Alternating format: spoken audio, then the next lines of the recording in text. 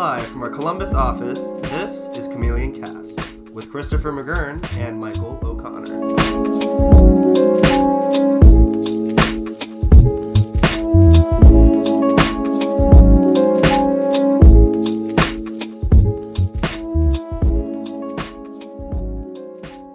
Hello everyone and welcome back to Chameleon Cast. I am Michael O'Connor. And I'm Christopher McGurn. And this is episode 7, Recognize Value.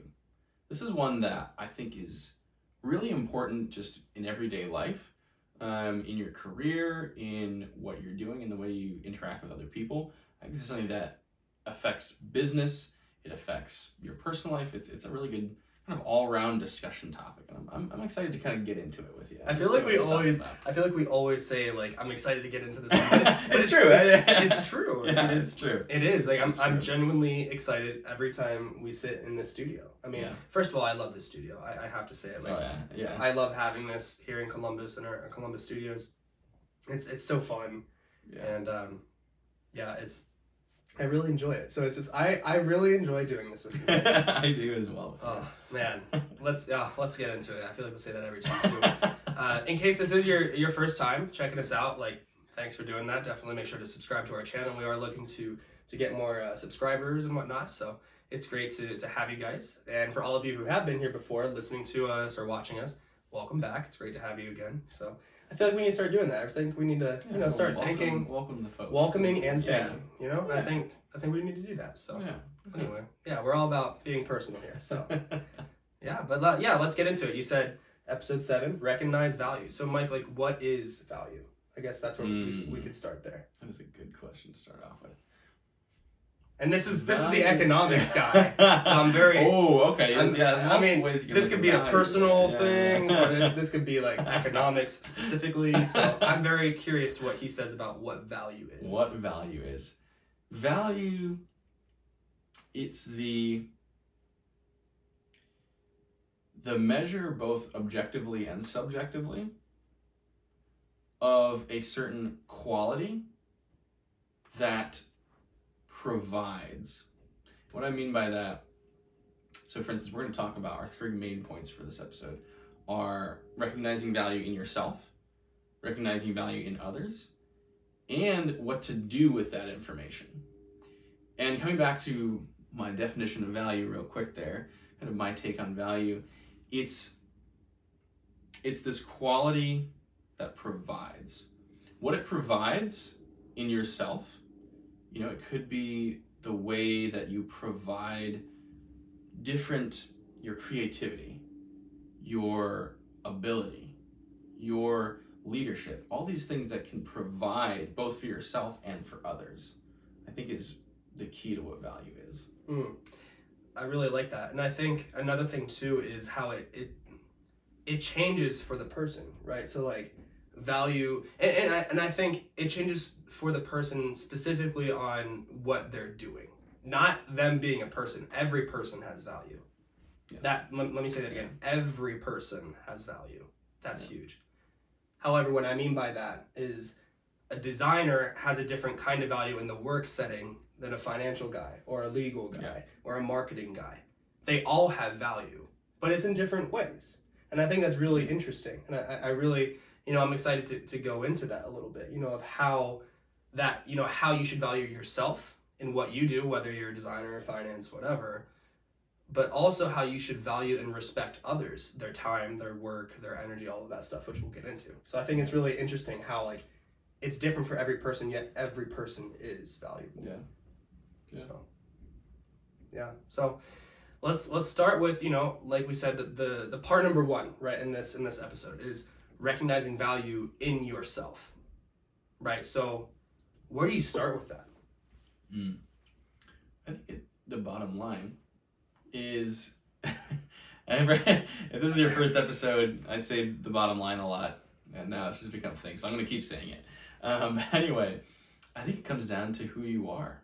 Recognizing that you're a human being, you have intrinsic value as who you are. You have value as your emotions have value, your experiences have value.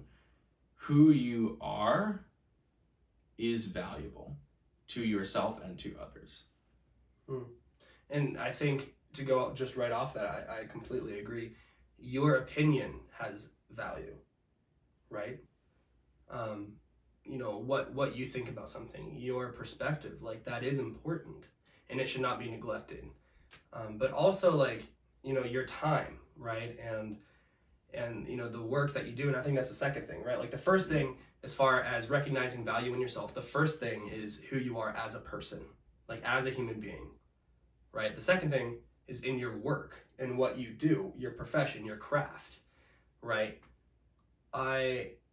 There's a show that I love. I'm sure many of you have seen it, Parks and Rec. Okay, Ron Swanson is like my favorite character of all time. I love that guy. Ron Swanson is amazing.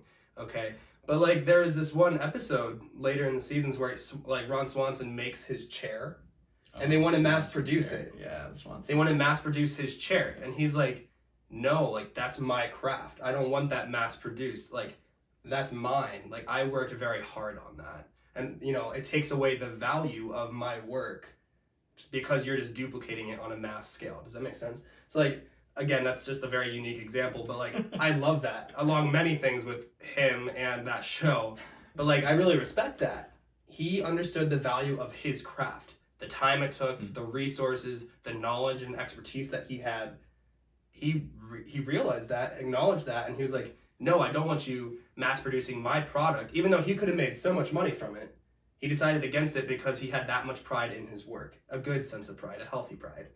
So I really appreciate that. And I think that's a really good understanding, a very good example of recognizing the value in yourself, but also in the work that you do. Yeah. What are your thoughts on that? Yeah, it's so important to recognize the value in your work. And I feel like I think honestly you could probably speak to this more than I can. I feel like the finance, the marketing guys often get paid pretty well. And I've definitely met plenty of designers who have gotten taken advantage of, I would say. Mm-hmm. To be honest. Like, oh my goodness. I mean, it's one of the hot topics right now. I mean, Chris Do, Gary Vaynerchuk, like, they talk about this a lot, along with many other people. You go on YouTube, there's so many videos of how to charge properly for a logo, how to market yourself, or how to do bidding as a designer specifically, right? The content creators. It's so true. So many of them get taken advantage of. And I've been there myself. I think part of the reason for that is the fact that they don't have the necessary knowledge as they should when it comes to business stuff, specifically the finance, the legal, all of that, you know, aspect. They just want to, you know, make pretty things and have fun doing that, which I totally get as a fellow creative. But it's very easy for them to get taken advantage of in that way. And I see it all the time. It's so common. So it's definitely one of the hot topics, you know, from the experts, Chris Do, Gary Vee, and many others. You know, it's so true. You know, how much time does it take you to make the product? Does the client actually see that? Do you get paid? Are you charging, you know, enough? You know, what are the resources that you need for that? How long is it taking you? How many revisions do you have to go through? What do you have set up beforehand? Do they pay you before you start working on it? Is it 50-50? Is it all once it's completed? Don't recommend that. Never do that. Always have some sort of payment, at least 50% or more upfront, just side thing. But like it's true. Like it's very easy for designers and you know, production specialists to get taken advantage of. And I hate to see that. I really do. So that's something personally I really want to. Yeah, I feel like because I mean there are objective and subjective components of value, and I feel like oftentimes the subjective components can get abused, especially in, you know, professions that rely on that subjective component. That there is it's easy to try and milk that as much as you can, milk the creativity as much as you can, and yeah, it's something where if you as an artist, as a designer, aren't recognizing the value in yourself, not only will it be more difficult to recognize the value of your work, it'll also be easier for other people to take advantage of you. Like you said, like if you're not standing up for yourself, they'll walk right over you. 10 times out of 10, they will walk right over you if you don't stand up for yourself, if you don't have a process. You know, and I know for us, there are many things that I still don't know at all when it comes to legal and finance stuff. And I'm always asking, you know, Mike here, like, hey, what about this? Are we going to be okay if we go about it this way instead of that way? Or should we do this instead? And like, he'll give me his opinion. I'm like, that's so good. Like, I didn't even think of that. If we were to go this way, then that would have happened and we would have been screwed. So thank you. And that happens all the time. So it's like, by no means am I an expert. Like, I go to this guy and John Michael, like, for that stuff all the time. And that's, I've said it many times, like, surround yourself with people better than you. Like, I firmly believe that because, otherwise it's very easy to get taken advantage of if you're not familiar. And we've talked a lot about designers in the last moment, but it is possible for anyone to get taken advantage of, especially in the professional realm. It's honestly very easy because especially, and it's something that really, to be honest, I've seen across the age spectrum and the experience spectrum. Yes. It's, even if you're very well established in your field, if you're not recognizing your own value, your own worth, it's still possible to get taken advantage of. I think that's something that doesn't get talked about a lot. That no matter what your job is, you have to value yourself. Just to be a happy human person, I would say. If you're not valuing yourself, who you are, and what you do, your work, you're probably not necessarily going to be very happy if you don't understand how valuable you are. Mm-hmm. Yeah, and work will be less fulfilling. You won't be as fulfilled. You'll just be like, oh, it's a job, it pays the bills. Not like, this is how I make my living. This is how I provide for my family and my loved ones. Like, there's a much deeper appreciation when you truly value yourself and also value your work. There's a deeper appreciation, and that reflects through your craft. And that's huge. That's so important. Yeah. And so I guess the next thing then is, like, how do you prevent that? I think for me, and that just ties in very nicely going into the next part of this episode, the way to prevent that, or at least start to prevent that, start to work against that, is to see the value, to acknowledge it, and to act out, the value in others. Like, everyone has value. So, like, when I see the value in you and your craft, like, that helps you, but that also helps me. You know what I mean? So acknowledging the value in others and who they are, first and foremost, who they are as a person, but then also in what they do. Respecting that, acknowledging that, and acting accordingly. Yeah. If everyone was to do that, we wouldn't have all this issue. But the problem is, the majority of people don't value themselves, and they definitely don't value others. Again, in who they are and what they do. Yeah. Thoughts? Yeah, I agree. It's part of the intricacies of life, learning to value yourself and learning to value others. And it's incredibly important in the business world. It's incredibly important in the world as a whole. And I think it's something that it can be very easy to forget about. It's very easy to kind of get used to underappreciate yourself. You kind of get used to who you are. In some ways, how you get used to a new phone after a little while and you stop appreciating it. I think that happens to all of us. We stop appreciating who we are. We get used to the new features of ourselves and we stop appreciating who we are. And I think it's crucial to be able to internalize and look at yourself and appreciate who you are, who you've become, and who you're becoming. I really like that. And I think, too, another thing is it's so easy to become complacent. When you don't appreciate who you are and what you do, you're going to become complacent. Like, that's just what's going to happen. That's inevitable. You're going to become complacent if you don't actually, truly, deeply understand and acknowledge your value as a person and the value of what you do, your craft. And then for the same with others, you will become complacent. You're not going to work as hard, and ultimately you're not going to succeed. Even if, like, oh, well, like, I made money from it. Like, okay, is that what life's about? Making money? It's nice to have money, but, like, that's not what life's about. Life, like, you know what I mean? Like, there's more to life than just having money. So, like, that's what I mean by succeeding, not just monetarily, but, like, succeeding in life. What is your definition of success? Yes, exactly. And that's so important. You have to ask yourself that. Like, I have my own definition. I know Mike does, and John Michael. Like, that's something I challenge all of you guys out there, all you listeners and viewers, is, like, what is your definition of success? How do you plan to attain that, right? But it really starts with, acknowledging the value in yourself, who you are, and what you do, and doing the same for others.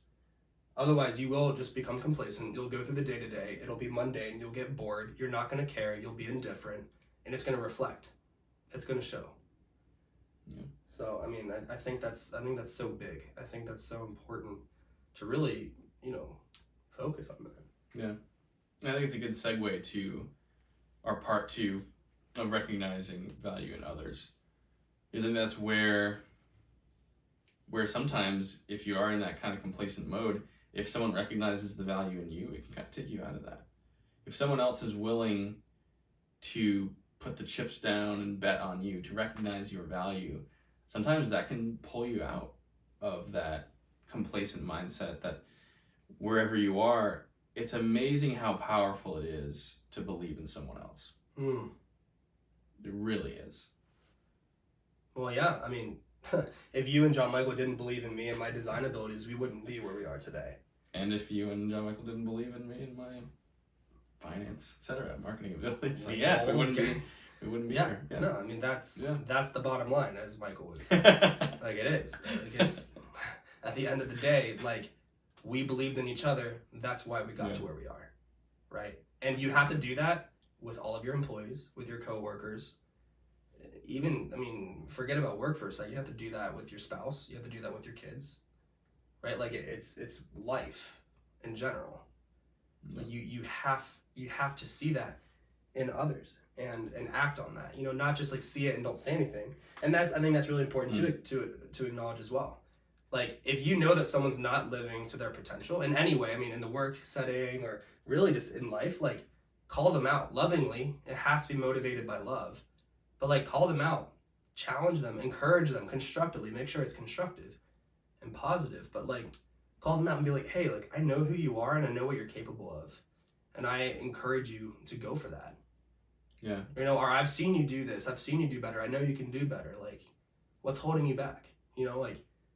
And if you see someone doing really well, compliment them on that. Yes. Affirm them. Yes. Don't hide that from them. Like, share that with them. It's Appreciate so important to build each other up, whether they're in a low spot or a high spot.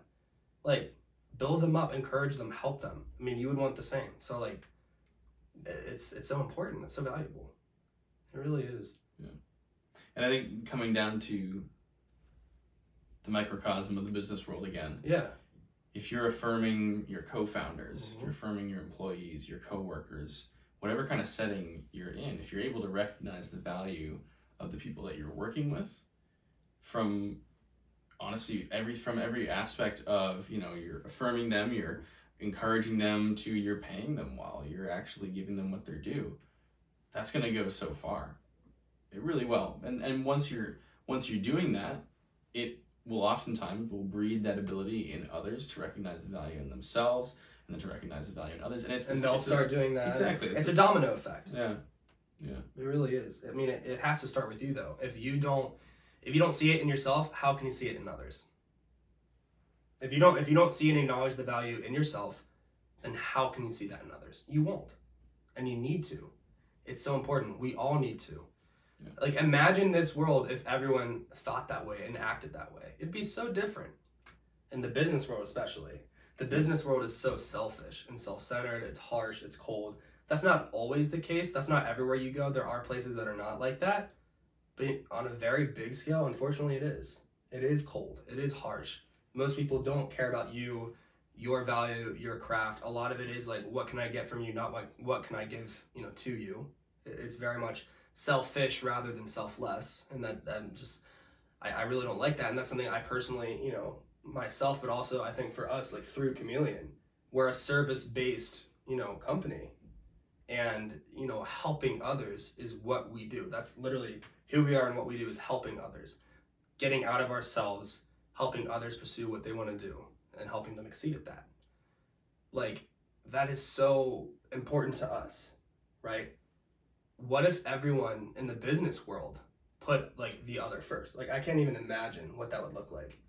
Because I think so often people are like, oh, if I put them first, then I lose. I'm like, no, you don't. Not necessarily. You could still do very well for yourself by helping them. Like, we've talked about this in previous episodes. We can go back to the definition of business, and it's helping others. It's providing a service for others. That's what it is. Yeah, but like, in addition to that too, like what we've said in previous episodes of, like, if you like treat your employees well, it will reflect, through their commitment to you and what you're trying to do and their work and all of that stuff. Like what can you provide them, not what they can provide you. And in doing so, in thinking that way, in acting that way, you will see the results. And that's the same thing from business to business as well. Yeah. Whether that's service provider to client, if that's business partners, whatever the case may be. You know what I mean? Like, that's where I'm getting at. Like, what if businesses put others first? Like, it sounds almost ridiculous. Like, well, that's the whole point, is we're competitors. But it's like, yeah, but like, I don't know. Like, what if it was like a different approach? Because it's very much not that right now. So I don't know. That's something that runs through my mind all the time. And I think it boils down to, I think a lot of people don't recognize the value in themselves. Like, a lot of people get caught up in the day-to-day, become complacent, and they forget that they have value outside of their net worth or their title. Or it's not just about money or prestige or anything like that. Like, it's much more than that. It's much bigger than that. And I think people allow themselves to be taken advantage of all the time in different fields, different industries, different positions. Unfortunately, it happens all the time, right? And like we've said, I mean, I think a lot of that just comes down to they don't really know how they should be treated, what they should be given, what they should expect. They don't know that. And where does that come from, Mike? Like, is that something they're taught in schools? Like, oh, like, you need to do all of this stuff before you get this, or, well, you need to do A, B, and C before D happens. You know what I mean? Like, where is that coming from? Where's that ideology coming from, where it's like, oh, like them not knowing their value? Because it has a root. What is that root? Yeah. What do you think? I think it boils down to, the bottom line is... Boils down to, and the bottom line both this episode. That's a new one, though. Boils down to. I think it's a part of human nature to be willing to devalue yourself.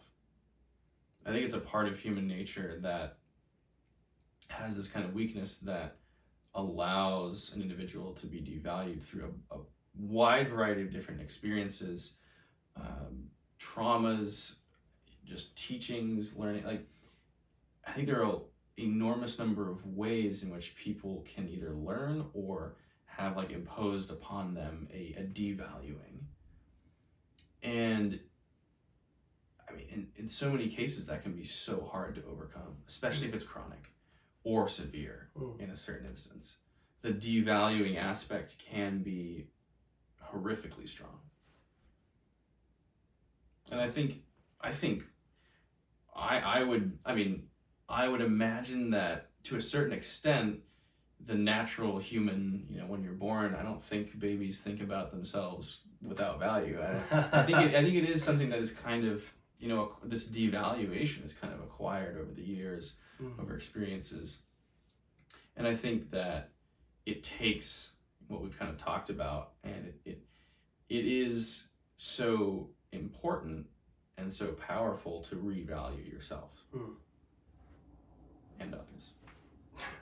No, I mean, it makes sense, and I think it's very important that we take the time to do that. Yeah. I think because of just the craziness and the busyness of this world and everything that entails, especially in the workspace and in the office life, like, it's just so fast. How does one, and I guess that's the next question, like, how does one make time to do that? Well, here's the thing. And how? How do you do that? Exactly. I think we've reached part 3, what to do. And starting off, respecting yourself, respecting your time, respecting your energy, respecting your talent, respecting your craft. Exactly. Respecting who you are, what you're doing. Because I think respect and value are slightly different in that an object can have value, but really respect in the true sense of the word, I think, is maintained for other human beings. It's really deep interpersonal element to respect. Whereas this cup, like, this has value. It's holding my water right now.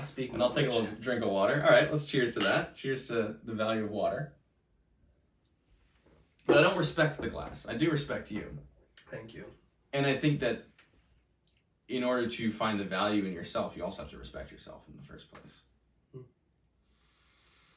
Yeah. What are your thoughts on that? No, I mean, I agree. I guess my next question though is like I said before, like with the craziness, how do you make time for that? Or like what's a practical tip of advice of like, okay, like wake up in the morning and do this, or whatever it is. Like what are some of those things that we can, for our listeners and viewers and really for us too, like what are practical things that we can do to help us do that? To first see the respect and see the value and acknowledge the value in ourselves and who we are and what we do. And then from that, doing that for others. Like, what do we need to practically do for that? I think it honestly takes a lot of discipline. I think you have to carve out time, whether that means carving out time out of your schedule to do something that you love, or honestly carving out time while you're doing something that maybe work or something and appreciating what you're doing. You don't necessarily need to go camping or on a fishing trip. I love that. Yeah, same. I often do. I love camping and fishing trips. But you can also find the respect and value in yourself if you're designing things. And I think that's maybe something that is easily forgotten, is that not only can you respect and value yourself by taking time off, by meditating, by all sorts of kinds of, practices, working out, exercising, all sorts of practices that are very kind of internally focused, which are important. But you can also find respect for yourself by sitting in and acknowledging what you're doing, your craft, like you said. If you're really, because I think it's so easy to get caught up in the moment of what you're doing and not appreciate what you're doing when you're doing it. And then when you finish, you kind of get this, oh, I'm done. Whereas the process itself, you should be respecting yourself in the process. And the process itself should be bringing you kind of satisfaction in what you're achieving. What are your thoughts on that? One, I agree. I think that's a really good piece of advice. I think one thing I would add is I think a lot of it is mental. I think it's very much a mentality. It's a mindset. Because you honestly, you might be limited in what you can physically do. Taking time off of work, going on this trip, or waking up earlier. Like maybe you're working so much it's hard to wake up early, so like maybe physically you're a little more limited, which is okay if that's the case. And even if it's not the case, I think number one, it's a mental thing. Like you really have to take just a couple minutes if you can, just to like think of everything that you've accomplished. Think of where you were and where you are and how you got there, right? And take time to appreciate yourself, really. Yeah. But like it's a mental commitment before it's a physical commitment. Yeah. So obviously try to have both. Like yes, but like if anything, if you had to pick one of those two, it's mental. Like it has to be a mentality. It has to be a mindset. And from there that will show through your actions how you treat yourself and value yourself, and then obviously with others too. So I think that's the first step is making that mental note and really reminding yourself to think that way, and by thinking that way, acting that way. Yeah. And so I think, as far as what to do, I think that's the first step. And then the rest will ensue. The rest will follow. Yeah, because I think once you make that mental decision to be respecting yourself, you'll be able to notice in others the same things that you're doing, and I think it'll be a lot easier to then take that outside of yourself and respect others and value others. Yes. Through that kind of continual practice. Yeah. Wow, this is just a really like down to earth, like this isn't like a typical episode for us. But then again, like what is? I feel like every episode is different. But it's really good, and I hope it was helpful and of value to you, right? Yes. Yeah, I know I'm pretty funny. But no, I mean that, like, it's not so much like, oh, do this, do that to be successful businessmen or anything like that. It's very much more just like, no, like, do you actually value yourself? Do you value like who you are and what you do? And do you do the same for others? If not, start. How would you want to be treated? Kind of like the golden rule there, like treat others the way you want to be treated. Yes. But really like make that mental commitment, and then from there take action. I really think that's how you will change the world, by having that mentality, because the vast majority do not recognize value, which again is what this episode is about. So Do you have anything else to add before we wrap up here? I think that pretty much sums it up. And I like what you said, referencing treat others as you would want to be treated. And also treat yourself as you would treat your loved ones. Yes. I really like that. Well, hey, do you want to do the wrap up? Sure. So, please continue to watch and listen to our podcast. We love having you. We are on SoundCloud, YouTube, Google Podcasts, Apple Podcasts. We have a website, bethechameleon.com. Check out our website. New one is coming soon. What else? Yeah. What else are we on? Show Facebook, Instagram, Twitter, all that stuff. Yeah. Send messages to either Follow us on LinkedIn. Or... We always forget to say LinkedIn. That's LinkedIn. True. LinkedIn is... That's a treasure cove. I love LinkedIn. I think like LinkedIn is my new favorite platform. It's and this is the media guy. This is the the design. Yeah, media LinkedIn. guy. Seriously, look into LinkedIn if you haven't, and if you are on it, like improve your profile. Get connected with me, get connected with us. Follow Chameleon. We have a page. Look up Be the Chameleon in the search bar. Yep. It should show up. Definitely check us out on there. We're rapidly growing on LinkedIn, which is really exciting. So, but yeah, I love LinkedIn. Not a sponsor. No, not yet. But hey, LinkedIn, if you wanna. This video will go on LinkedIn. Part of it. So. Yeah. But anyway, yeah, I think it's everything. Facebook, Instagram, Twitter, LinkedIn. Yeah. We do have stuff on TikTok too, which is fun. We do. Yeah. That's really fun too. That's exciting. Yeah. And then the website, Be the Chameleon, and then all the podcast stuff too, Chameleon Cast. So. Yeah. I'd say until next time, keep valuing yourself. This has been Chameleon Cast with Christopher McGurn and Michael O'Connor, the official podcast of Chameleon Solutions. Chameleon Cast. Innovation, information, impact.